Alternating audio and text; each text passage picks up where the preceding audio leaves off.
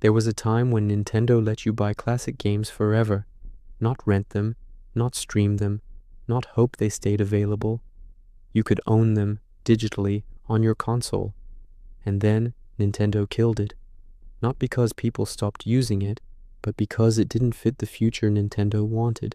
In the next couple of minutes, you'll see why Virtual Console was one of Nintendo's best ideas, why fans still complain about it today, and the real reason Nintendo replaced ownership with something far more profitable: access. Virtual Console was Nintendo's way of bringing the past into the present. On the Wii and later other Nintendo systems, you could buy classic games from older consoles, download them, and play them again without digging through boxes or hunting rare cartridges. NES, SNES, Nintendo 64, Sega titles, a digital museum you could actually use. It was this simple, almost perfect concept where nostalgia was just a click away, making decades of gaming history accessible to a whole new generation. And the best part was simple. You weren't renting, you were buying. For many players, Virtual Console felt like the perfect deal. Pay once, keep it, replay it anytime. It wasn't flashy, but it felt fair. There was a sense of permanence to it. You saw a game from your childhood, you paid a few dollars, and it was yours. It sat there on your system menu, ready to be played whenever you wanted, just like a physical cartridge, but without the dust. This was a digital version of collecting, and it resonated deeply with fans who appreciated the value of building a personal game library. For a while, Virtual Console became a real library, a place where Nintendo's history and gaming history was available on demand, and fans assumed it would only grow. More games, more consoles, more generations. The Wii era was its golden age, with a steady stream of releases that kept players coming back to the Wii Shop channel to see what new treasure had been unearthed. It felt like Nintendo was finally embracing its incredible legacy in a way that truly served its longtime supporters. But instead, it slowly began to disappear. When the Nintendo Switch arrived, people expected Virtual Console to return bigger than ever. The Switch was perfect for classic games, portable, instant, built for nostalgia. Fans were already picturing it, playing Super Mario 64 on the bus, or A Link to the Past on a plane. The hybrid nature of the console seemed tailor-made for a robust retro gaming service. The anticipation was huge. Everyone was just waiting for that one big announcement. But Virtual Console didn't come back the way fans expected. And that's where the real story begins. Instead of selling classic games individually, Nintendo pushed a subscription model. Nintendo Switch Online. A rotating library you could access while you paid.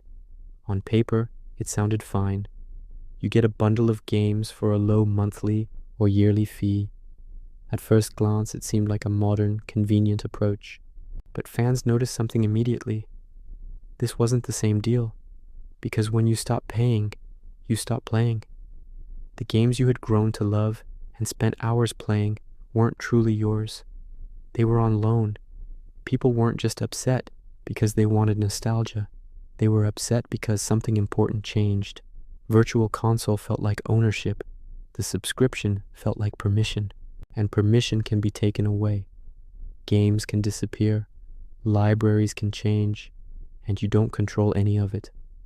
Suddenly, your access to a game like The Legend of Zelda was conditional. It depended on Nintendo's licensing deals, its marketing strategy, and your continued payments.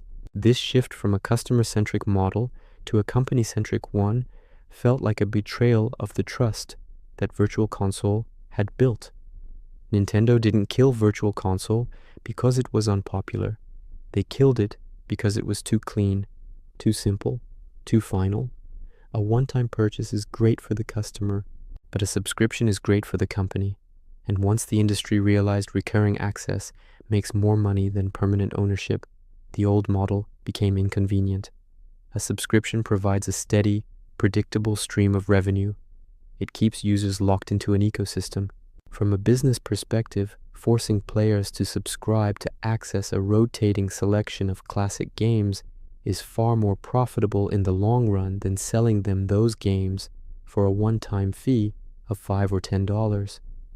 Virtual Console also created another problem for Nintendo. It set expectations. If you bought a classic game once, you'd expect to keep it forever, and you'd expect it to transfer to the next system. But Nintendo didn't want a permanent promise. They wanted flexibility, control over what's available, when it's available, and how you get it. A subscription service gives them that control. They can add games to generate hype and remove them to create artificial scarcity, encouraging players to stay subscribed out of fear of missing out. It allows them to curate and manage their legacy on their own terms, without being tied to promises made to players years ago. Virtual Console wasn't killed because it was bad. It was killed because it represented a different internet era idea. Buy it once, keep it forever. And that idea is disappearing everywhere. Music, movies, software, and games.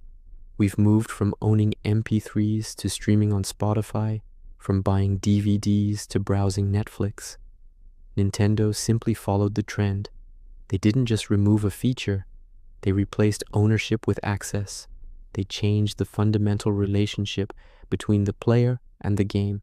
If Virtual Console came back today, would you buy classic games again, one by one, and truly own them? Or is the subscription future already locked in? Let me know what you think in the comments. More mini documentaries every week.